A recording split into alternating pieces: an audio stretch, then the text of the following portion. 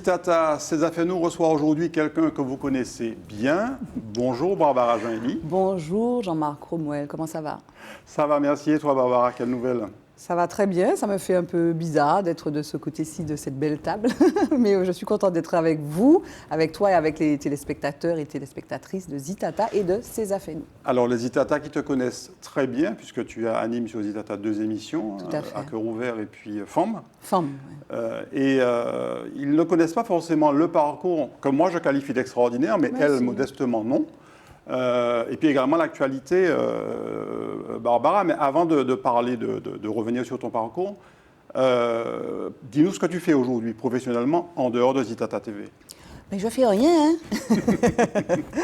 Je m'occupe de ma fille, j'ai une fille de 14 ans, je travaille auprès du maire de Saint-Pierre comme directrice de cabinet depuis quelques temps. J'écris des livres, je fais la promotion de mes livres, je rencontre des jeunes, notamment autour des livres que je promeus, donc mes livres jeunesse notamment. Et puis je m'intéresse à mon pays, à l'actualité, et puis bon, effectivement, j'anime ces 2 émissions avec des femmes et puis des gens, des Martiniquais que j'aime à faire découvrir sur l'antenne de Zitata, auprès de toute l'équipe, dont toi et de Max, de Mehdi, de David et de Marthe, pour ne citer que. Et on le verra en fin d'émission, tu viens de publier un ouvrage qu'on peut qualifier d'essai. C'est un essai politique. Oui, essai politique qui s'appelle Martinique libre. Voilà, c'est un objet un peu mixte, on va dire, puisque j'ai commencé par un slam, donc qui est un texte poétique, de poésie urbaine, et je me suis même essayée au slam, parce que j'ai enregistré, on a fait de la musique avec...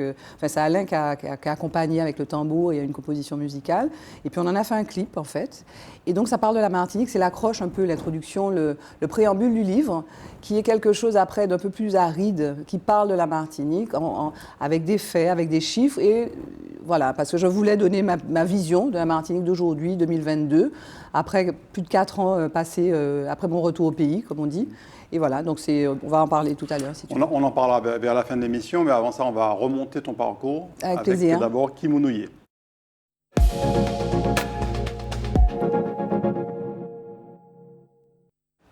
Alors, Barbara Jean-Élie, Kimounouye.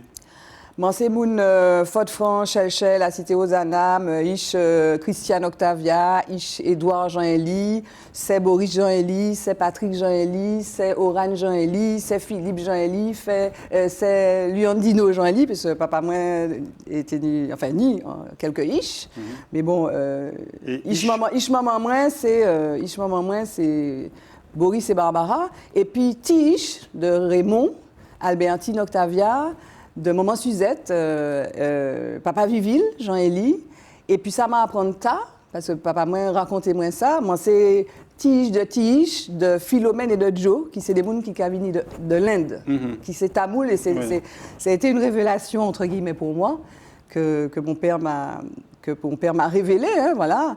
Oui, une révélation qu'on révèle, c'est normal.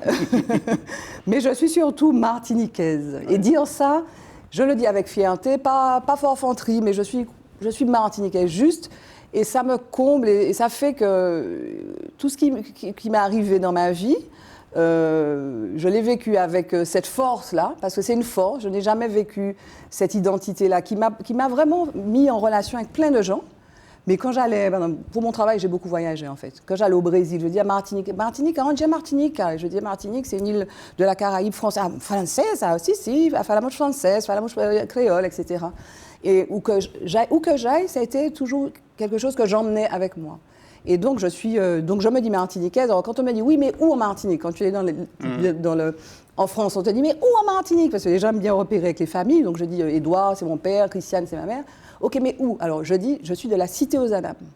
Parce que ma mère a vécu 40 ans à la Cité aux Anames, et j'ai passé mon enfance là, mais avant, j'étais quand même foyalaise, parce que Cité aux Anames, c'est Chelcher. Oui. Et j'ai grandi à Foyal, en fait. J'ai commencé les premiers jours de ma vie, c'était Foyal, c'était Rue Garnier-Pagès, dans l'immeuble Mon-Plaisir. Voilà. Continue à parler, on va voir d'ailleurs une petite photo du bout de chou, Barbara. Après, regarde, petite belle, hein. Et là, ouais, je pense que là, on était donc rue Garnier-Pagès, à l'immeuble Mon Plaisir, où ma mère et mon père vivaient, dans le même immeuble d'ailleurs que Édouard de l'Épine, qui était le bon copain de mon père, et Thilo, la femme, l'épouse d'Édouard, chez qui j'ai passé un peu de temps quand j'étais enfant. Et même quand on a eu déménagé après pour aller à Baie-des-Tourelles avec mes parents. Baie-des-Tourelles, donc c'était au 113, Baie-des-Tourelles. en haut de Volga, et dans ce quartier, derrière Sainte-Thérèse, etc. Donc toujours à Fort-de-France, où je suis restée avec ma mère jusqu'à mes 7 ans.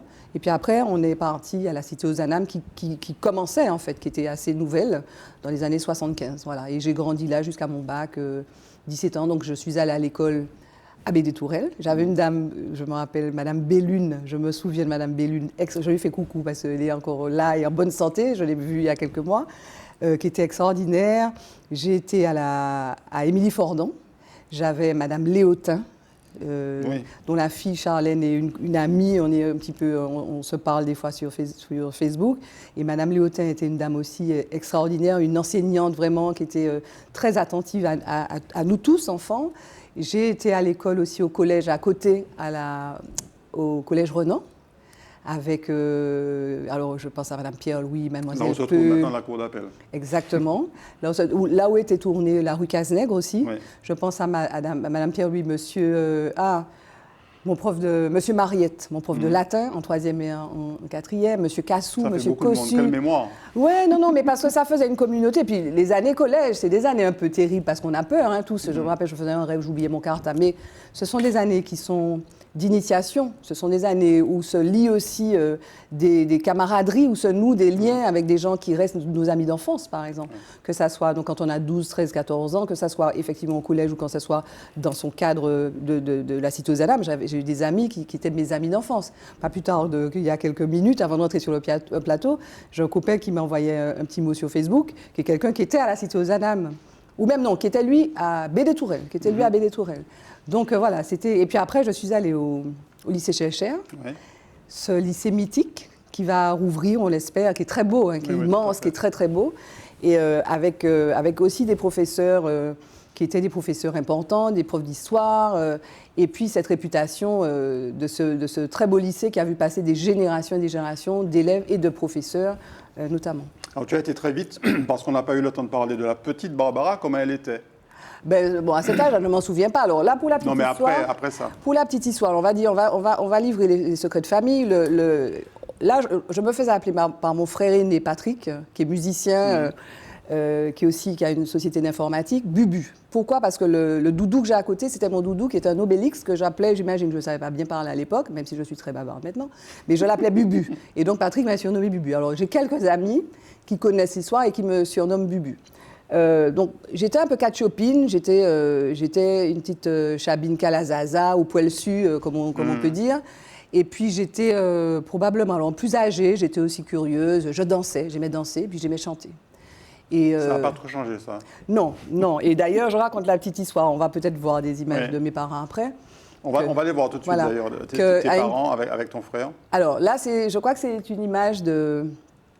c'est une image qui a été faite, j'imagine, le jour du mariage de mes parents. Très belle photo, quasiment. Donc je devais avoir 2 ans. Patrick, qu'on voit aussi, mon frère Patrick, il a 7-8 ans de plus que moi. Donc il y a mon père qui est bel homme, ma mère qui est magnifique, Christiane.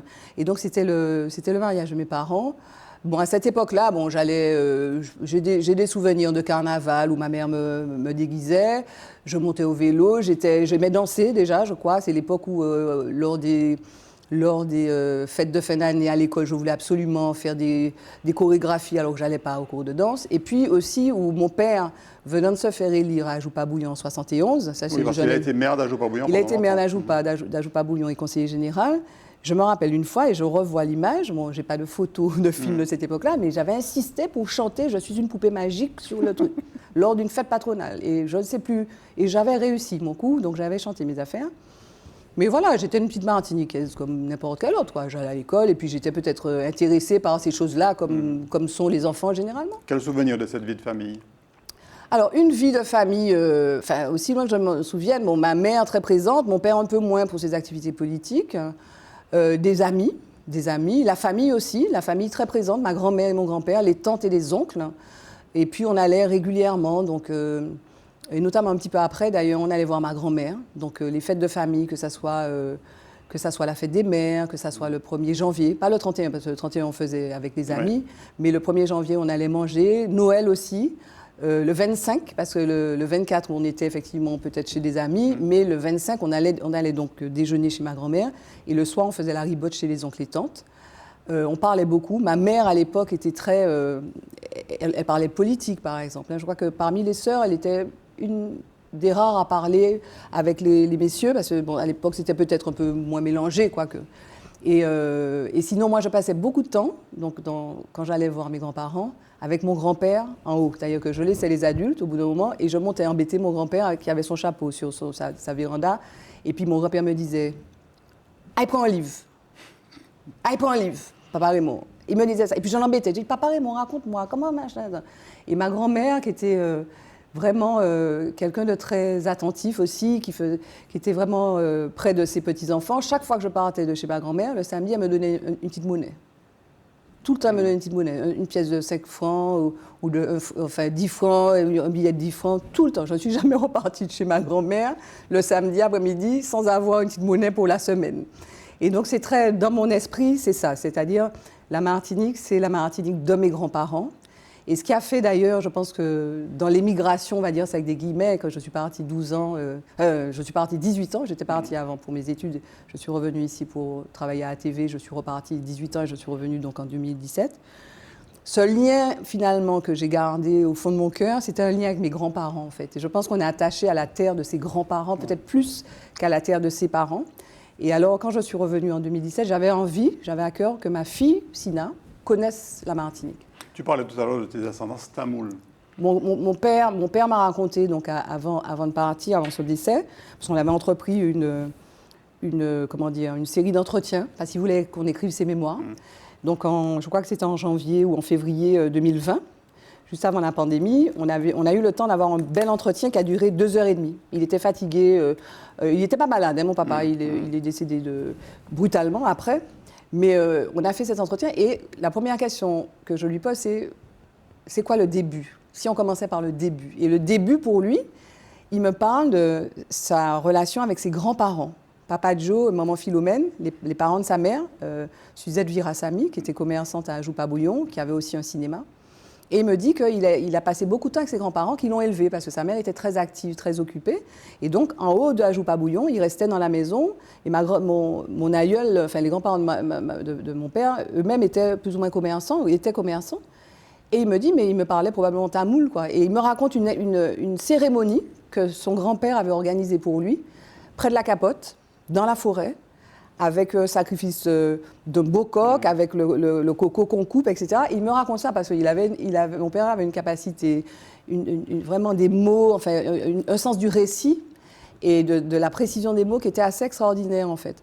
Et je voyais ça, en fait, c'est très visuel, donc je me promets d'ailleurs de retranscrire tout cet entretien qu'on a eu. Et donc, c'est lui qui me raconte ça. Donc, je sais, parce que je savais que j'avais des ascendants indiens, je sais que aussi ses ascendants sont de Pondichéry ou de Madras, ils sont tamouls. Alors on revient à ton parcours et on en arrive à cette vocation. On peut le dire, le journalisme est une vocation. N'est-ce pas, Jean-Marc? Oui. Toi, on a commencé ensemble à la TV. Oui, peut-être moins pour moi que pour toi, Barbara. Ben moi, disons que moi, j'ai depuis très jeune, quoi, depuis le collège, en fait, on parlait de Renan, je crois que c'est entre 10 et 12 ans. J'étais à peu près sûre que je voulais devenir journaliste. Comme je dis, je le raconte assez régulièrement, il y avait Marie-Josée Ali, il y avait Liliane Francil à la télé, il y avait aussi Martine Laroche-Joubert, qui m'a impressionnée, qui était grand reporter sur la 2, France Télévisions, voilà. Oui. Et donc, je savais que je voulais faire ce métier-là, parce que c'est un métier où je pense que j'ai capté, et puis bon, aujourd'hui, le sens que je lui donne, c'est un métier utile. C'est un métier utile à la société, c'est un métier utile aux citoyens. Et plus que jamais aujourd'hui, dans le fatras des news ou des fake news ou même des deepfakes, comme on dit aujourd'hui avec les nouvelles technologies, l'intelligence artificielle, être journaliste, c'est vital, quoi. C'est vraiment, à l'heure où on parle de post-vérité, c'est-à-dire qu'on dépasse les faits, oui. Alors que le journaliste, c'est quelqu'un qui dit qui, quand, quoi ou comment, c'est fait. Le fait, c'est quoi? Après, on peut avoir une opinion sur les faits, mais aujourd'hui, on mélange tout. Et je pense que la fonction d'un journaliste, c'est une fonction vitale dans nos sociétés. Si on ne veut pas aller vers trop de dictature d'ailleurs de tout, hein, dictature politique, dictature des fake news, dictature du capital, dictature de je ne sais quoi. Donc des gens qui soient là pour prendre le recul, mettre en perspective, dire attention, vous voulez donner votre avis à tout prix? avec les réseaux sociaux, on le voit, oui, je sais, moins je sais, plus je sais, mais attendez, les faits, c'est ça, 1 + 1 = 2. Et donc, j'ai voulu très tôt, effectivement, être journaliste, et voilà, donc... Et il y a eu un premier tournant, on peut le dire, un premier tournant de ton métier de journaliste, c'était le 11 février 1993. Et tu y étais, oui. Il y a une petite photo, peut-être qu'on va voir où tu étais. Mais là, on parle de Barbara, donc on va voir cette photo. Ah non, on te voit, en fait, tu es juste à côté de... Ah oui. On ne me voit pas sur la photo, mais c'est pas grave, Barbara, c'est de toi dont on parle, donc tu l'as derrière moi. Alors, pourquoi on montre cette photo-là? Mais bon, tu as vécu cette aventure-là. Moi, je suis donc revenue ici après mes études en 1904, j'allais dire 1889, donc 1989, après mes études de droit et de sciences politiques. Et j'étais formée à l'ITC avec Roland Laouché dans le cadre, en fait, de la création d'une chaîne de télévision à l'époque. Donc, il se donnait les moyens, c'était bien vu, il se donnait les moyens de créer des jeunes parce que télévision de proximité, le concept était nouveau, d'avoir une ressource, en fait, des collaborateurs qui auraient été formés à ce concept de télévision très particulier. En fait, les plus jeunes ne s'en souviennent pas, mais on était à une époque où il n'y avait qu'une chaîne de télévision. Il n'y avait pas le câble et le satellite, il n'y avait pas ces centaines de chaînes. Donc, il fallait former les gens. Pourquoi? Parce que c'est un modèle économique particulier. On n'a pas les millions de la redevance. Et donc, les ressources qui sont limitées, on n'a pas non plus, c'est pas pléthorique, on n'a pas beaucoup de journalistes, donc on forme des journalistes reporters d'images. Donc j'ai été formée à l'ITC, après je suis partie à Huit-Mont-Blanc avec toi et d'autres, Sonia Amiel, Joseph Baudin, Patrick Jean-Pierre notamment. Et on a été formés à cette école de la télévision locale de proximité à Huit-Mont-Blanc, qui était, il me semble, la première télévision locale de proximité en France. Il y avait Toulouse aussi, et puis Lyon, métropole. Et je pense qu'il faudra le vérifier, mais ATV aujourd'hui, avec ses 29 ans, l'année prochaine 30 ans, devrait être la plus ancienne télévision locale privée de France. Et donc j'ai été la première journaliste de télévision privée en Martinique, donc privée, à faire un journal, autre que celui de RFO, qui était forcément celui de la chaîne publique. Et on est arrivé, alors cette photo le montre un petit peu, il y a Arlette Paquite aussi, qui a une caméra, il y a Gilles Filieux dans le coin qui a une caméra, Hubert Bornil qu'on aperçoit aussi. On est arrivé avec ce concept, et puis ce concept de télévision de proximité, polyvalence polyvalence des métiers, donc on était nouveau à plus d'un titre. Et, fait exceptionnel, on parlait de vocation, à quoi sert un journaliste, là on aidait au pluralisme. On aidait au fait que les gens leur disaient, OK, vous aviez un son de cloche, il n'était pas forcément mauvais, mais c'était un seul son de cloche. Voici, on a un deuxième son de cloche. Et puis, comment on fait pour se constituer finalement sa propre opinion peut-être dans une société où il fallait aussi introduire l'idée de débat, de place publique. Donc, ce que j'ai fait d'ailleurs après, en présentant une émission qui était une émission de plateau déjà.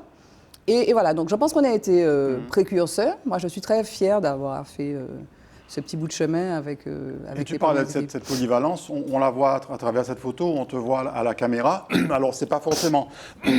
c'est un petit peu après, mais cette photo, elle illustre en fait cette capacité, cette polyvalence en fait des journalistes, des JRI, journalistes reporters d'images, qui étaient à la fois des cadreurs caméramens, ou camérawomen en l'occurrence, des présentateurs, des rédacteurs, etc., etc.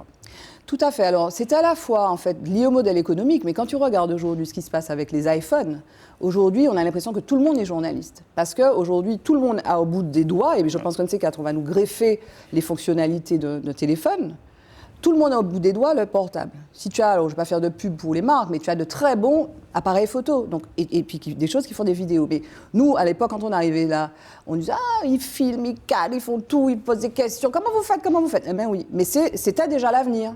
En 93. Parce qu'aujourd'hui, tout le monde fait ça sur les réseaux sociaux. Quand tu reçois une WhatsApp, que quelqu'un se filme à faire sa chronique, etc., c'est de la polyvalence. Okay, mais ce n'est pas forcément du journalisme. Donc là, pas forcément de super qualité non plus. Oui, mais bon, l'image peut être sympa. En revanche, là, ce n'était pas ATV.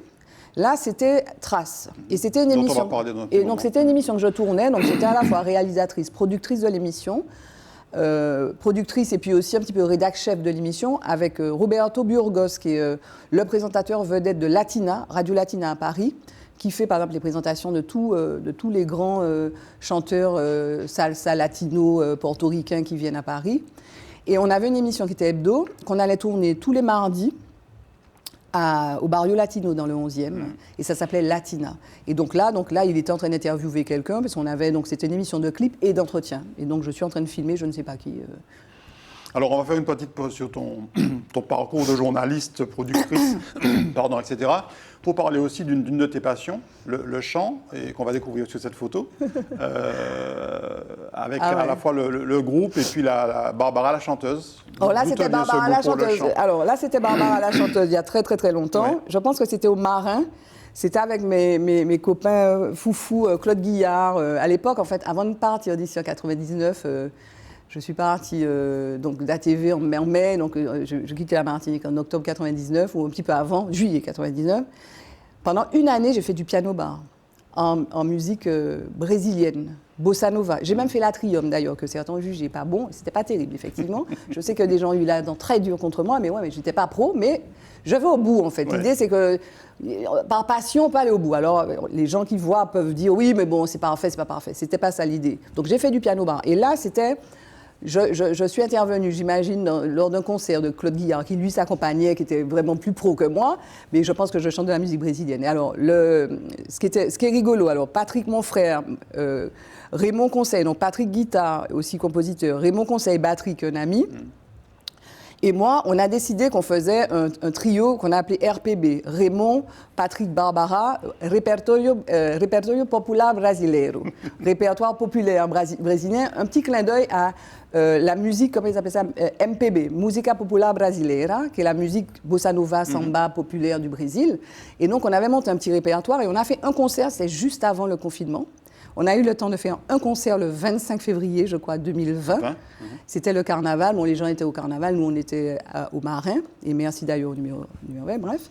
Et donc, on a eu le temps de travailler un petit répertoire à la fois de musique brésilienne et puis de musique, disons, caribéenne qu'on a mise à la mode brésilienne. Alors, d'où ça me vient?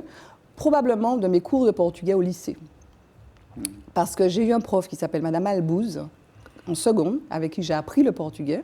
Alors peut-être que j'étais déjà sensibilisée à la musique, mais surtout, elle m'a fait apprendre le portugais, elle nous a fait apprendre le portugais, on était un petit groupe, grâce à la musique brésilienne. Et donc j'ai connu, avant même de comprendre le sens des paroles, je savais faire ra ra ra, je chantais comme Vinicius de Moraes ou Antonio Carlos Jobim ou Maria Creuza. Et je pense que, si tu veux, ce goût pour la musique brésilienne, la musique d'abord brésilienne, puis la musique, le jazz, peut-être vient de là. Et ça nous permet de comprendre aussi pourquoi tu as suivi ce parcours après. On le voit à travers la rubrique Martinique.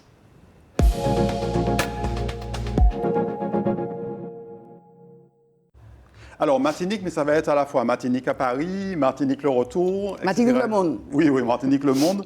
Alors, Barbara, il y a eu une expérience qui forcément t'a beaucoup marqué aussi après ATV, c'est Trace TV. Ben oui. Qui est une création extraordinaire, parce qu'on ne le sait pas, mais c'est une création martiniquaise, Trace. Bien sûr. C'est une création d'abord martiniquaise. Et on va voir d'ailleurs un des artisans sur la photo suivante. Qui est probablement Olivier Laouché, qui est le maître-pièce du truc. C'est Olivier. Donc Olivier travaillait à ATV, Olivier est parti. Après, bon, moi j'ai travaillé à ATV, j'ai quitté ATV en mai, je l'ai dit 99, et Olivier avait un projet de création de chaîne. Alors quand je quitte ATV, je dis « Ah, tu m'as parlé d'un projet de création de chaîne, où tu en es ?» Il me dit « Viens, on monte ça en octobre. » C'était en mai, on monte ça en octobre. Je dis « Ouais, je viens, machin. » On est allé. Je me rappelle, on a fait le film démo de la chaîne. On avait tourné sur la place de la Concorde sans autorisation avec Doc Gynéco, Claudicia, avec André Audry nous avait donné d'ailleurs un coup de main sur le film démo. Et puis on devait monter le truc, monter la chaîne en octobre 99. Finalement, on s'est lancé en avril 2003. Donc ça a pris 4 ans. Après. Donc Olivier Martiniquais, je suis Martiniquais. Il y a un autre personnage qui est important aussi, c'est Géraldine Pamphile qui s'occupait de la com marketing. Et donc, nous, on est à l'époque, là, Trace est lancé là, hein, mais à l'époque, on a travaillé sur le concept de Trace à Secteur A. Secteur A, c'est un label de rap qui, à l'époque, produisait Passy, Somi Bugsy, Doc Gynéco, Benji, Les Nègres Marrons, Pete Bacardi, etc. Et ce label était basé à Sarcelles. Et donc finalement, on a lancé cette chaîne, donc 4 ans, donc Olivier travaillant, cherchant le financement, donc on a eu des hauts, des bas, on a eu beaucoup de bas, on a été désespérés, on n'y arrivera pas, oui on y arrivera pas, finalement on a tenu, et on a tenu pourquoi? Parce qu'il y a une équipe qui y croyait, il y avait un concept qui était très fort, et le temps passant, on a eu le temps de travailler ce concept-là, de le mûrir, on s'est entouré aussi mais des artistes, on était dans le vif avec Jérôme Kenzie, Jérôme et Bella aussi, et puis on a lancé ce projet. Et alors là, ce qu'on voit, c'est encore un peu plus tard. Et donc, c'était quoi, Trace? C'était la chaîne des cultures urbaines. C'était la chaîne, en fait. Pourquoi on a eu l'envie de créer cette chaîne? Parce qu'à l'époque... On va avoir une photo de groupe, d'ailleurs, avec uniquement des femmes, tu vas nous raconter. Oui, parce que si tu veux, voilà, ça c'est vers la fin, c'est peu avant mon départ là, en 2015. Là, je pense que c'était un 8 mars. Donc on avait fait une belle photo de 8 mars avec toutes les femmes de Thrace, mais il n'y a pas que des femmes à Thrace. Mais ce qui est extraordinaire, c'est que vous avez créé une télévision De A à Z. qui est devenue un véritable réseau international. Oui, Olivier, alors moi je ne suis plus à Thrace, hein, j'étais salariée, j'étais aussi actionnaire de Thrace, je ne suis plus actionnaire de Thrace. En revanche, je suis encore membre de la Fondation Thrace, ce qui me tient à cœur et qui, même symboliquement, c'est important parce que c'est aujourd'hui, donc Thrace, au-delà même des médias, travaille notamment sur le continent africain à ce qu'on appelle l'empowerment des jeunes, et notamment des jeunes africains, mais des jeunes, et notamment des jeunes des quartiers populaires, des jeunes qui ont des difficultés. Et en aidant à l'accès à la formation, donc Olivier et son équipe, ils ont créé une plateforme en ligne de formation, qui soit adapté finalement au langage, aux nouvelles méthodes, aux nouveaux codes des jeunes. Mais on a créé cette chaîne, effectivement, pour donner une représentation musicale à des artistes qui étaient sous-représentés, en fait. Et d'ailleurs, on voit sur la photo, on voit Laura... on voit Laura Baudy, par exemple, des personnes un petit peu... Connues ici, oui. Donc il y a Laura Baudy, il y a Valérie Gilles, qui est d'origine guadeloupéenne, qui maintenant dirige Thrace France. Et Thrace a permis l'émergence, ou en tout cas la visibilité de ces talents qu'on ne voyait pas beaucoup en fait, à la télé française à l'époque. Oui, de ces talents. Alors, je parlais de l'équipe de ressources humaines, ok, mais effectivement, des artistes, par exemple, des artistes antillais, des artistes guadeloupéens, martiniquais, africains, l'émergence de musique aussi, qui sont devenus mainstream aujourd'hui. Quand tu parles de P-Square, je pense que P-Square, c'est un groupe du Nigeria. Je pense que Thrace a été les premiers, on a été les premiers à diffuser P-Square. Victor O sur des chaînes nationales françaises, Thrace est une chaîne nationale, voire internationale aujourd'hui. Thrace, je crois que c'est 105 pays, c'est 25 chaînes, c'est des radios, etc. Victor O ou bien Admiralty ou bien je ne sais plus, enfin, ou César Yavour, en fait des gens comme ça, ce sont des personnes qui n'ont été diffusées sur des réseaux, finalement sur les chaînes nationales ou internationales que grâce à Thrace. Et ces musiques, alors ce qui est rigolo, c'est que ces musiques-là, par exemple, Thrace a été la première chaîne à diffuser, je le disais, P-Square, même à diffuser Lady Gaga ou à diffuser Rihanna, Sean Paul. Ce sont des artistes. La musique urbaine aujourd'hui est devenue une musique mainstream. On va voir d'ailleurs une autre photo sur laquelle on voit des artistes qui eux aussi ont un petit peu grandi avec Thrace. Tout à fait. Youssoupha ou Jackie Brown, on ne les voyait pas à la télé. Youssoupha maintenant il a fait, je crois, The Voice. Bon, Jackie, c'est des gens de la famille Thrace. Mais et Juliette Fievé, elle anime maintenant Légendes urbaines sur RFI. Elle a commencé donc sur RFI avec Claudicia. Oui. Mais c'est une superstar en Afrique. Et Youssoupha, donc c'était un peu la famille. À mon avis, là, ça devait être dans une des fêtes qu'on organisait, que Géraldine Pamphile à l'époque nous organisait, qui était vraiment the place to be à l'époque, et qui était alors, si tu veux, de musique un peu, entre guillemets, qui pouvait être considérée par l'establishment franco-français parisien de musique un peu ghetto. En fait, cette musique-là est devenue vraiment la plus large. Tous les jeunes aujourd'hui écoutent cette musique-là.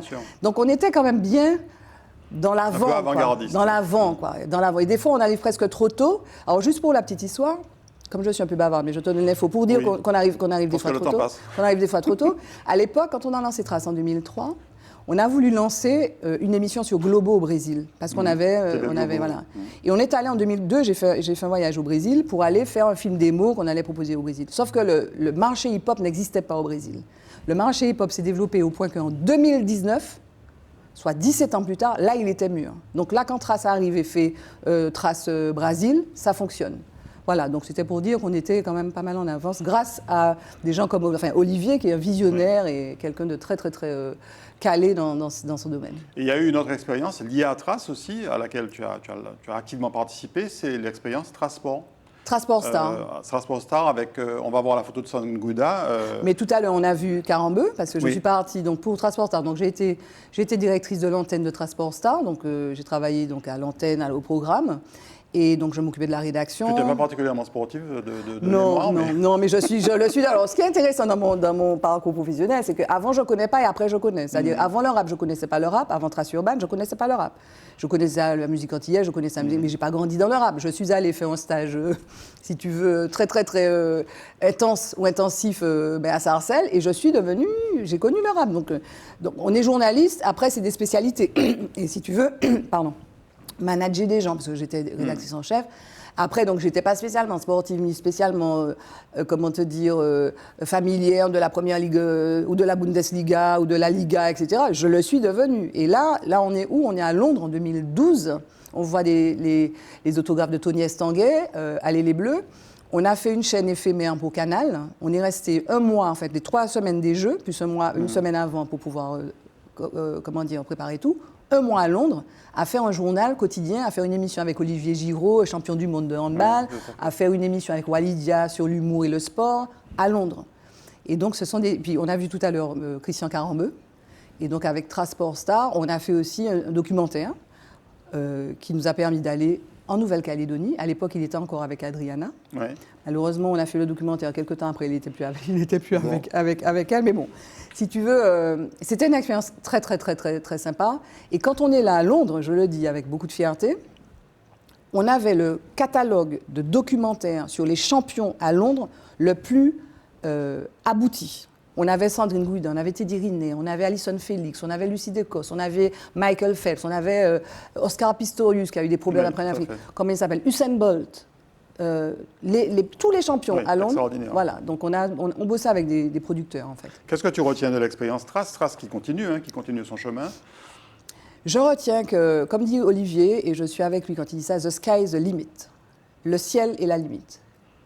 On est né pour faire, on est né pour agir, on est né pour créer. Moi, je le dis tout le temps à ma fille. On est né pour créer, donc créons, il faut créer. Certains s'épanouissent dans la destruction. Moi, je trouve qu'il faut qu'on crée. Donc, on peut créer contre, on peut créer parce qu'on est agi par des forces rebelles, etc. Mais la création. Et moi, je veux, et je le dis, et je dis ça aux jeunes chaque fois que je rencontre des jeunes, créez. Soyez dans la création. Le ciel est la limite. Vos rêves, nos rêves sont des... Alors, ça n'a pas été simple. Hein. Bien sûr. Ça n'a pas été simple. Je dis qu'on a commencé à travailler sur le projet en 1999. On a fini en 2003. Il y a eu des moments extrêmement difficiles, des moments de doute, des moments où on aurait pu lâcher l'affaire, des moments où on a peu gagné notre vie, des moments où il a fallu... On dit, mais je laisse ça. Et moi, je suis dans ces 4 ans-là, je suis allée chercher du travail. J'ai frappé à des portes, d'ailleurs. Des fois, on m'a dit non. Parce qu'il fallait fonctionner. Mais on disait, Olivier disait, bon, allez. Et puis on se remettait au truc. Donc, c'est ça que je dis aux jeunes, que j'aime bien rencontrer. Cette expérience prouve ça. Et puis autre chose, celle-ci, comme l'expérience par exemple de Zitata aussi, il faut travailler. Il n'y a pas de secret. Il faut bosser et ne pas avoir peur aussi d'aller vers des choses qu'on ne connaît pas. Parce que tu me disais, je n'étais pas spécialement sportive, je n'étais pas spécialiste ni du foot, ni de Première Ligue, ni de F1. Mais bon, en travaillant un peu, en étant aussi, en créant les conditions aussi d'une équipe aussi, parce que c'était une petite famille, ça peut bien se passer. Tu n'étais pas non plus spécialiste de médailles et de décorations, et pourtant, on va le voir, sur la photo, tu as été faite, c'est officier de la Légion d'honneur?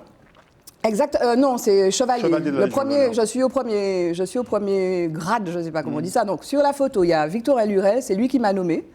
Et c'est à lui que j'ai demandé de me remettre la Légion d'honneur. Je crois donc, en reconnaissance de ton parcours depuis ATV. Oui, mais bon, comme je dis, j'étais pas très à l'aise. J'essaie de retrouver. Voilà, c'était la cérémonie du 7 juin 2013, mais j'ai été promue dans l'ordre de la Légion d'honneur dans la promotion du 1er janvier 2013. Et donc il y a Antoine Karam et José Matos-Krop qui ont été décorés par le ministre à cette époque, le même jour, à l'hôtel de Montmorin, donc le ministère des Outre-mer.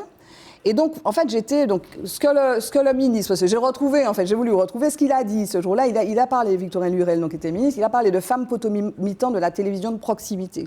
Donc, je pense que c'est ça qu'il a voulu. Et puis, j'étais aussi jeune, un peu plus jeune qu'aujourd'hui. Bon, c'est vrai qu'on décore souvent les gens un peu plus âgés, les quinquas, etc. Bon, là, j'avais 40 et quelques années, 45 ans, un peu plus. 47 ans 47, je ne sais plus compter. Et donc, je pense qu'ils ont voulu... Il a voulu... récompenser, en tout cas marquer le coup, bon, peut-être pour une jeune femme qui avait fait un certain parcours dans la création de chaînes de télévision de proximité, qui, comme je le disais, ça a quand même un intérêt. Donc, je ne suis pas médecin qui sauve des vies, je ne suis pas reporter de guerre qui risque sa vie comme le font, d'ailleurs, et je leur rends hommage, les journalistes aujourd'hui qui sont sur le front ukrainien, mais dans un environnement qui est notre société martiniquaise, avec ses forces et ses faiblesses, travailler au pluralisme, un petit peu à promouvoir les démos. Peut-être qu'il a pensé que c'était... En tout cas, je n'ai pas fait l'intéressante. J'ai dit oui, monsieur, merci. Et ce jour-là, j'ai voulu rendre hommage à Papa Raymond, à Mamantine. Et on va voir que finalement, tu es revenu par la suite au ministère de l'Outre-mer. Alors là, voilà. Sur la Alors photo. que les mauvaises langues ne soient pas trop mauvaises langues, j'ai eu ma médaille avant d'être appelée tout à par fait. ministre. Quand Madame Georges Paul-Angevin, qui est une dame que j'aime beaucoup, qui est une dame courageuse, Ministre de François Hollande. qui a été ministre des de François Outre-mer. Hollande, donc ministre des Outre-mer. Mais avant, elle était secrétaire d'État à la réussite éducative. Ouais. Comme je dis, elle est restée très longtemps au ministère, au gouvernement de François Hollande, et puis elle est partie le 30 août 2016. Donc c'est là que je suis partie aussi, parce que j'étais à son cabinet. Donc quand elle me dit, j'étais à Trace, et elle me dit, et si tu veux, j'avais l'intention de prendre une année sabbatique, bref. Et on me dit qu'il y avait un poste qui se libérait, et on me dit, et on m'a appelé en fait. Elle m'a fait appeler, donc je l'ai rencontrée, elle a voulu que je vienne travailler avec elle. Mais tu imagines, je suis dans une chaîne de rap, Ouais. de musique urbaine, et là, bon, quand même, transport ça, on me demande, mon Dieu, même si j'ai fait du droit et de sciences politiques, bon, c'est pas mon milieu, tu vois, je vais aller dans la haute fonction publique, je vais rencontrer des gens, j'ai une expérience des réunions interministérielles, c'est quelque chose d'extraordinaire. Et donc, elle me fait appeler là, donc je vais avec ma culture, j'amène ça, donc on a fait des choses très intéressantes, donc j'étais culture, sport, association, conseillère technique. Et alors, ces photos-là, donc si tu veux peut-être qu'on les commente, Oui, mais bien sûr. c'est un moment très important en fait de mon parcours professionnel parce que c'est là que je me dis, je savais ça, mon père a fait de la politique, j'ai couvert beaucoup de politique quand j'étais à la TV, on a fait des émissions politiques, on a couvert des campagnes électorales, etc. Mais là, c'était vraiment ton premier contact avec la politique, au sens Dans gouvernemental du dans terme. l'action, Voilà, non dans seulement au l'action. sens gouvernemental, mais au sens citoyen, au sens de l'action politique et de ce que l'action politique, ce dont je suis absolument persuadée aujourd'hui, peut transformer la vie des gens. La Et gestion là, de la vie de la cité, en fait. oui, mais dans toutes les directions. Parce qu'aujourd'hui, si tu veux, moi, je suis pas à l'aise avec cette espèce de défiance et puis cette espèce de raisonnement à l'emporte-pièce qui met tout le monde dans le même sac. Ouais, les politiques, tous pourris, ils n'ont pas de travail, ils n'ont pas l'argent, ben, comme ça. Là, mon travail, qu'on bête, ils n'ont pas de travail. À niveau les conseillers techniques, ils n'ont pas de travail. Mais là, ce qu'il y a sur cette image, celle de gauche, donc c'est Jean-Charles Pitou, Monsieur Pitou en tout cas, Valérie Andanson, Monsieur Philippe Vital, qui sont des gens que j'ai reçus. C'était en janvier 2015. Là, je vais vérifier aussi la date parce que c'était très important. C'était le 4 janvier 2016. C'était une réunion que j'avais eue au ministère, donc à l'hôtel de Montmorin, ministère des Outre-mer, donc en tant que conseillère de la ministre, parce que j'étais chargée, en fait, je les reçois, donc ce sont des gens qui militent pour la mise en place d'une commission des enfants de la Creuse. Oui. Les enfants de la Creuse, ce sont des enfants réunionnais qui ont été, on va dire entre guillemets, mais non, on va enlever les guillemets, déportés, qui ont été pris de la Réunion, emmenés en France, notamment dans la Creuse, parce qu'il y a un problème de démographie dans ce département français, et puis il y avait un problème entre guillemets, qui était dit comme tel par monsieur, c'était Michel Debré à l'époque, de surdémographie, on va dire, à La Réunion. Toujours est-il qu'il y a plus de 2000 enfants qui ont été pris dans leur famille, arrachés à leur famille, et puis qui ont été envoyés là. Et ce sont des gens qui ne connaissent pas leurs origines. Donc il y avait une demande de connaître les origines. Donc c'est Erika Barretz, en fait, quelques temps avant, en 2014, qui avait mis les pieds dans le plan en disant « il faut régler ce problème-là ». Et la ministre Georges Paul-Angevin s'était engagée à régler cette chose-là, notamment en mettant en place une commission qui allait faire le point sur cette question. Donc je reçois ces personnes en janvier 2016, pendant 1 heure. Elles ont envie, elles veulent que les choses se passent, elles sont vraiment presque énervées que ça ne se soit pas fait plus tôt. Et on dit, bon, je les reçois, et on dit, la ministre veut, ce sera fait. Et j'ai mis en place, enfin j'ai travaillé, bien sûr, parce que c'était la volonté de la ministre, à la mise en place de cette commission des enfants de la Creuse, dont Philippe Vital, qui est sociologue, qui est à l'université d'Aix, il me semble, est devenu président. Et les associations étaient satisfaites, parce qu'il y avait eu un engagement politique qui a été tenu dans les temps.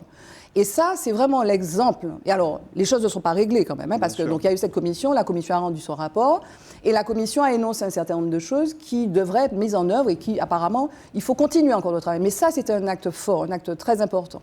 Et donc ça, quand je fais cette expérience-là pendant 18 mois aux côtés d'une ministre extraordinaire, je me dis, mais si on veut changer la vie des gens, c'est là qu'il faut faire. C'est au niveau politique qu'il faut agir.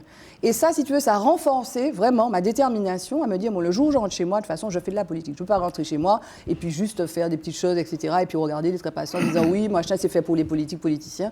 Donc voilà. Et puis l'autre là, c'est l'autre image, c'est une image d'inauguration d'une place Severiano. Severiano de Heredia. De Heredia, voilà, j'ai oublié son nom, qui est un Cubain, enfin d'origine cubaine. Oui. Et c'était, je ne sais plus dans quel arrondissement c'est. Qui a été, je crois, maire de Paris éphémère. Hein. Exactement, tout à fait. Et alors, on ne le voit pas, mais à l'extrême, enfin à la droite de la photo, on ne le voit pas, mais il y a Luc Laventure qui couvrait aussi cette manifestation parce qu'il avait déjà lancé 360, Outre-mer 360.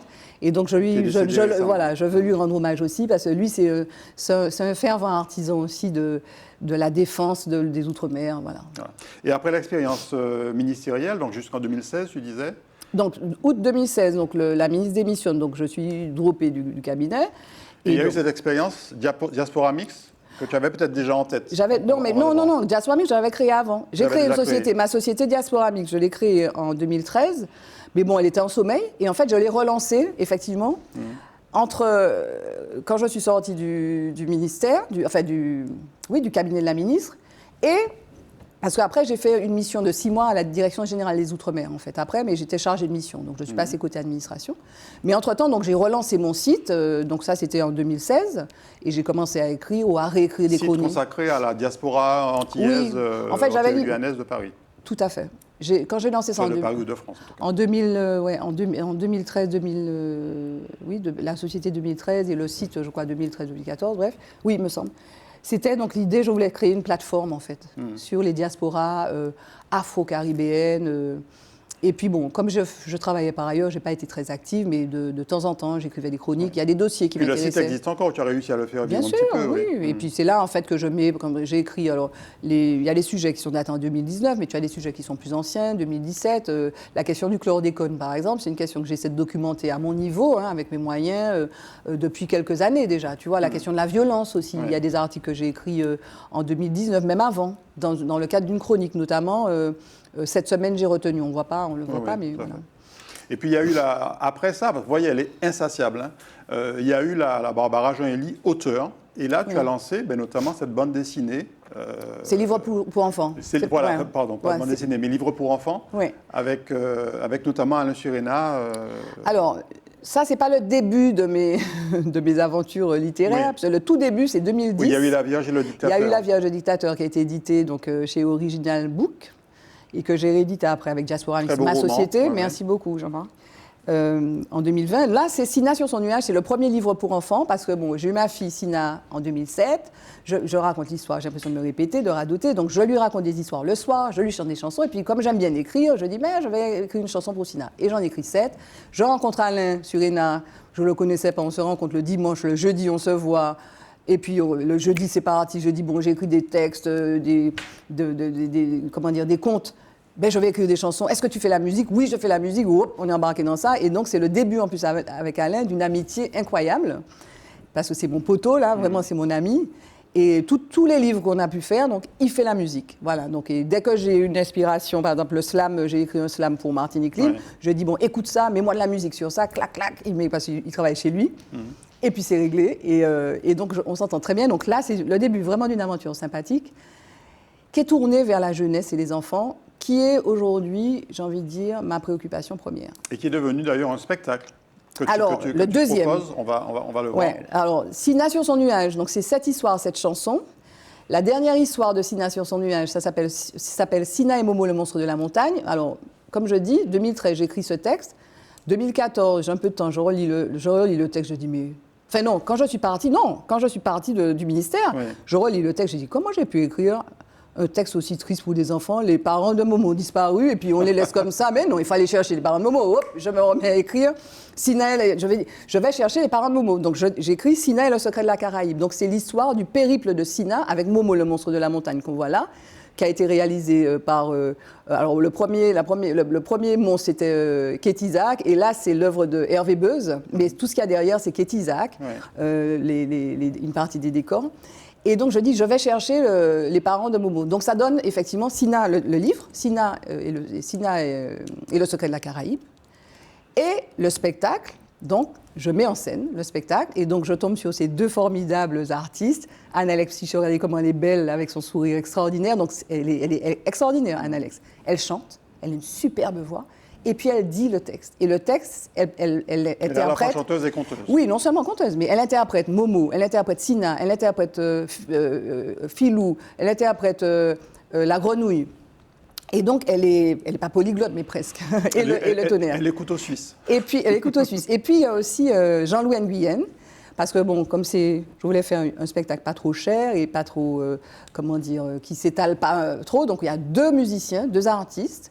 Donc, il est harmoniciste. Je voulais qu'il y ait de l'harmonica, que les enfants, qu'on a peu l'occasion d'entendre, et puis guitariste. Et donc, j'ai donné, on a eu beaucoup de chance. On a été reçus à Gradis, on a été reçus par la mairie de Fort-de-France, le CERMAC. On a fait 2 fois le festival de Fort-de-France. Beaucoup d'écoles, beaucoup de représentations dans des écoles à Trinité. Dans La première fois qu'on s'est produit face à des enfants, des écoles, c'était à Trinité. Je veux remercier le maire de Trinité, M. Frédéric Buval, qui nous a fait confiance. On était dans un très bel endroit, la MJC. On est allé aussi, José Alpha nous a demandé de venir à Font-Laillé. On est allé à Font-Laillé.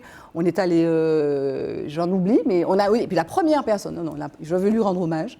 La première personne à nous avoir fait confiance, c'était Muriel Honoré, donc du comité d'entreprise d'Orange. Et puis là, on était au Carbet avec le musée Gauguin, qui nous a, le SIAP en fait, le centre d'interprétation Gauguin, qui nous a fait venir au Carbet, donc devant un public qui était un public mélangé d'enfants et d'enseignants et puis aussi de familles. Et l'aventure Sina continue aujourd'hui, tu ne vas pas t'arrêter là. Non, je ne m'arrête pas, mais bon, il faut dire que le Covid, le confinement nous a vraiment donné un sacré coup. Hein. Vraiment, moi j'avais prévu une année 2021, par exemple 2021, on devait partir en Guadeloupe par exemple. On avait un contrat pour le Festival des enfants en Guadeloupe, le Festival de la jeunesse, avec 3 spectacles qui a été annulé. Enfin, c'était catastrophique pour l'activité, à la fois vente de livres, et l'activité spectacle, et même parce que dans le cadre de ma société, je faisais des prestations aussi d'animation, de séminaires, des choses comme ça. Mais le confinement, enfin le Covid, ça a été vraiment extrêmement difficile pour les sociétés, et notamment les sociétés comme la mienne qui fonctionnait sur ce type d'activité. Une de tes passions, Barbara, c'est la transmission. Et on va te oui, voir avec les écoliers. Les enfants. En ce moment, c'est la semaine de la presse, donc tu es intervenue à plusieurs reprises. Je suis intervenue il y a quelque temps autour des livres. En fait, l'idée, c'est de promouvoir l'idée de lecture, l'idée de livre. C'est ça que je veux dire. Parce que les enfants sont happés, sont captés par les nouvelles technologies, ils sont plus audiovisuels. Même si je suis audiovisuelle, mais je leur dis, les enfants, écrivez, regardez, lisez, c'est l'imaginaire, c'est vous avez le pouvoir sur ça. Et puis les jeunes. Alors, les jeunes, la semaine de la presse à l'école, je suis contente parce que depuis que je suis là, j'ai eu l'occasion régulièrement d'aller, d'intervenir. Et c'est pour moi très vital de dire aux jeunes, vous êtes les maîtres du jeu. Ne vous laissez pas embobiner par les fake news, les choses comme ça. Donc j'étais effectivement, avant de venir ici, j'étais au lycée de Rivière-Salée, au lycée Zobel, intervenant devant des jeunes de première. Donc ils font de la géopolitique. Extraordinaire moment d'échange sur ce qu'est l'information. Donc voilà, comment se mettre à l'abri. Et là, cette classe, c'était ? Ça, c'était au tout début, après mon retour, ça devait être 2017. Je crois que c'était à Gondo. C'était à Gondo, des élèves qui m'avaient fait venir parce qu'il y avait une petite dont je connaissais la mère qui avait été sensibilisée, elle avait acheté le livre et donc elle a présenté à la maîtresse et la maîtresse a trouvé que c'était intéressant. Donc chaque fois que j'interviens, je dis aux enfants, voici un livre. Alors on découvre un livre, c'est quoi un livre ? Il y a une couverture, une quatrième de couve. Qui c'est qui travaille au livre ? Le dessinateur, la graphiste, l'auteur, comment on fait un livre, l'éditeur, etc. Et puis, imaginons, soyons créatifs. Et c'est souvent, moi j'adore ça.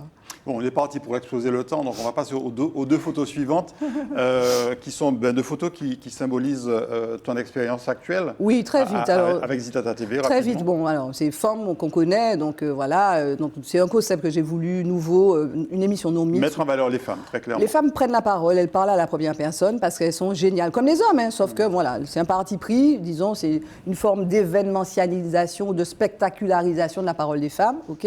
Et puis à cœur ouvert. Alors à cœur ouvert avec Roland Brival, qui n'est pas quelqu'un de banal dans ma vie, notamment d'auteur, on en parlait, c'est quelqu'un qui m'a poussé, c'est quelqu'un qui est presque responsable du fait que j'ai pu publier un livre. Parce que le premier livre, La Vierge et le dictateur, j'avais écrit ça. J'ai eu une déception, disons, amoureuse avec un éditeur qui m'a dit oui, c'est bien, un grand éditeur d'ailleurs. Et puis il m'a dit non, finalement, il y a trop de dialogue. Et donc après, j'avais presque mis à la poubelle le texte. Et Roland, quelques années après, me dit mais il faut que tu publies. Et donc je repars au combat et tout. Donc, chapeau à Roland Brival, qui est un extraordinaire auteur, écrivain, qui est très prolifique et qui est aussi un artiste plasticien et un musicien. L'expérience Zitata TV en quelques mots ? Moi, je tire mon chapeau à M. Max Moroz, à Mehdi et à toute l'équipe. Parce que venir en 2021, après le Covid, faire une chaîne de télé, quand on sait comment c'est dur, parce que les gens voient ça, ils te voient là dans ton beau studio, le studio est sublime, hein. Mais c'est du temps, c'est de l'investissement, c'est lourd la télé, c'est très très lourd, et c'est une expérience de télévision de proximité renouvelée, avec, il me semble, une envie au cœur de ce qu'on a voulu faire à la TV, hein, au cœur des gens. En fait, moi je dis, alors j'ai trouvé ce petit claim, la télévision qui montre le cœur des gens. Parce qu'on a besoin il faut qu'on soit plus dans le dialogue et l'échange. Voilà. Et je pense que Zitat a fait ça. On arrive à la dernière partie de l'émission qui te tient à cœur également, politique.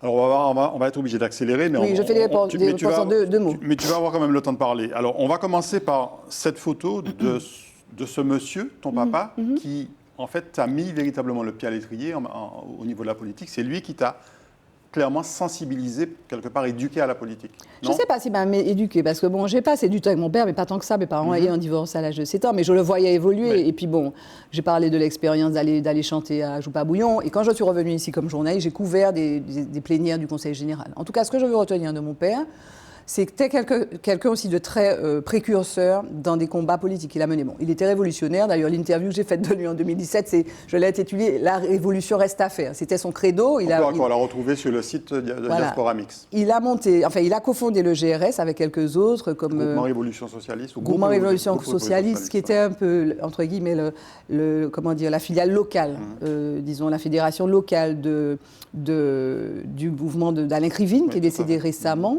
De la LCR, donc Ligue communiste révolutionnaire, avec Pago et quelques autres, et puis de l'Épide surtout.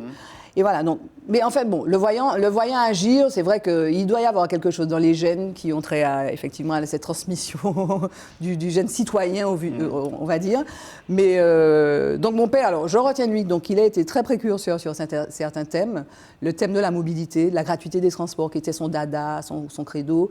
Le thème, il était président du PNR, du Parc naturel régional de la Martinique. On le rappelle, maire et conseiller général d'Ajoupa-Bouillon. Oui, pendant 24 ans. Donc sur les combats écologistes avant l'heure, en fait. Donc très actif sur ça, et voilà. Donc et puis il a été aussi professeur, professeur d'espagnol, et je pense qu'il a impacté, si j'ose dire, enfin, la conscience politique, citoyenne de milliers de Martiniquais. Donc quand on me voit, qu'on me croit, tu es la fille d'Édouard, je suis très contente. Oui, je suis la fille d'Édouard, et je rajoute quand même de Christiane aussi. Quand même. Et donc tu t'es lancée en politique, puisque l'année dernière, on va le voir, tu as fait partie de la liste La Martinique Ensemble. Oui, mais tout à l'heure, tu te rappelles que j'ai dit que j'avais été conseillère d'une ministre. Donc se lancer en politique, c'est déjà pas mal là, quand même. Tout à fait. Et j'ai dit pourquoi. Là, je parlais de politique électorale. Voilà, dans le combat. Ça. Effectivement, j'ai rejoint en fait le groupe de Catherine Conconne, La Martinique Ensemble, et j'étais très heureuse de faire ça. C'était pour les élections territoriales, effectivement, parce que je voulais faire...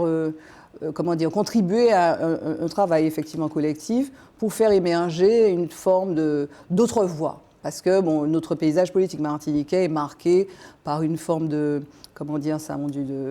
d'alternance régulière entre le MIM, enfin les gros potomitans, les MAPIPI, le MIM et le PPM, ce qui structure une vie politique. Mais bon, aujourd'hui, il y a peut-être place pour d'autres expressions, qui soient partisanes ou pas d'ailleurs. Donc là, c'était avant d'être partisan, parce que la Martinique Ensemble s'est montée en parti, en tout cas en groupe politique. C'était un groupe de gens qui venaient d'ailleurs d'horizons très divers. Certains étaient affiliés à des partis, d'autres non. Et en fait, on a milité, on a travaillé dans une énergie qui était extraordinaire pour les élections de la CTM. Et on a fait un bon score. On est arrivé 3e. La Martinique Ensemble a 6 élus, donc à la CTM. Et je pense qu'il faut qu'on s'engage. Moi, aujourd'hui, ce que je veux en tant que membre de la société civile et juste citoyenne martiniquaise, mère de famille, comme je dis, je fais passer ce message-là. Ne nous désintéressons pas de la chose publique. C'est nos affaires. Ce sont ces affaires nous. Donc, allons voter, votons. Et puis si on n'est pas d'accord, on renvoie les gens, on en met d'autres. Mais il faut dire, ils sont tous pareils. Non, ils ne sont pas tous pareils. Il faut lire les programmes, il faut tester la sincérité des gens. Je pense qu'il faut aller vers ça. Et en tout cas, cette expérience-là fut très formatrice pour moi. Est-ce que l'ouvrage qu'on va voir là, c'est une espèce de profession de foi que tu as écrite en prévision d'une campagne électorale ? Café séance. Non, si tu veux, c'est ma façon à moi de réfléchir. J'écris, quand je réfléchis, j'écris. Et je voulais, comme je dis, je voulais porter un regard de citoyenne, avec l'idée que tous les citoyens peuvent faire ça. Et c'est une façon, c'est un hommage à la démocratie. Hein. Moi, je suis tellement contente de vivre dans une démocratie où on ne te met pas en tôle. Oui. Voilà, comment il s'appelle, Navalny, il s'est pris encore 9 mois ou 6 mois de prison en plus parce qu'il est juste contre M. Poutine. Quand même beaucoup plus que ça. Plus, ouais, peut-être que je me suis trompée. 6 ans peut-être. Oui, je dis, ouais, peut-être. J'ai vu le titre très vite aujourd'hui. Enfin, en tout cas, il est en prison parce qu'il est opposant et il va le rester parce qu'il est opposant. Moi, je vis dans un pays, effectivement, Martinique, France et européen, malheureusement qui est en guerre, où je suis contente d'être dans une démocratie. Donc, ma voix compte comme les autres voix. Mais pourquoi le titre Martinique libre alors? Martinique c'est pas libre. cette liberté-là, c'est pas la liberté issue de la démocratie, c'est autre chose. Non, c'est une liberté qu'il faut qu'on assume. C'est une liberté, il ne faut pas qu'on peur. Tu sais, on peut avoir peur de la liberté. La liberté, c'est faire ce que tu veux. Des fois, il y a des gens qui peuvent dire « c'est ça, il faut aller là, il faut faire ça. Non, je ne veux pas que tu fasses ça. » Il y a des gens qui sont allés. Je dis qu'on se forge des espèces de carcans, en fait. Aujourd'hui, quand je regarde la Martinique, donc, on a des carcans qui sont des carcans objectifs. Quelqu'un qui vit avec un RSA à 585 € ne peut pas vivre bien. On est d'accord avec ça, OK? Donc, comment faire pour pouvoir libérer ça? Comment faire pour que cette personne qui vit avec 585 € puisse vivre mieux? Ben, il faut peut-être que cette personne, en amont, qu'on réfléchisse à comment faire pour que... Donc, et j'ai vu d'ailleurs que je crois que c'est la Cour des comptes qui est très, très, très acerbe sur la gestion du RSA, en tout cas le volet accompagnement social du RSA. Mais allons faire pour que les choses aillent mieux. Si le politique veut, il peut essayer de faire, d'accord? Il peut essayer de voir comment améliorer la gestion du CSA. Pas du CSA, du RSA. Du RSA. Et la liberté, c'est aussi la liberté morale, la liberté psychologique qu'on se donne. Aujourd'hui, j'ai l'impression que les adultes que nous sommes, nous regardons beaucoup vers le passé, faisant parfois supporter une charge mentale à des enfants. Moi, je suis très préoccupée par la situation des enfants, peut-être parce que je suis maman d'une ado. Donc je dis, libérons-nous des carcans. Ok, on regarde vers le passé, notre identité, mais on est martiniquais, diantre, comme diraient les gens qui parlent bien. Allons se libérer, allons se projeter vers l'avenir. C'est ça que je veux dire. Alors pour conclure, Barbara, tu en as parlé, tu as enregistré un slam Oui, au début. À l'occasion de la sortie de cet essai politique. On va l'écouter puis on revient pour la conclusion. Liberté, égalité, fraternité, inégalité, communauté, violence. La Martinique se tourne vers le passé. Schellcher, Denambuc, Joséphine, décapitée. Esclavage, chlordécone, bumidum invoqué. Mais pour l'avenir, comment être préparé, éduqué, réconcilié en équité? À nos enfants, quelles valeurs enseigner?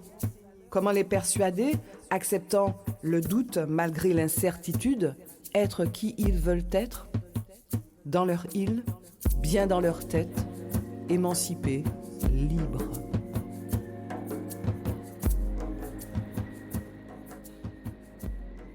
Alors Barbara, ce slam, pourquoi c'est le moyen que tu as imaginé pour promouvoir en fait Martinique libre?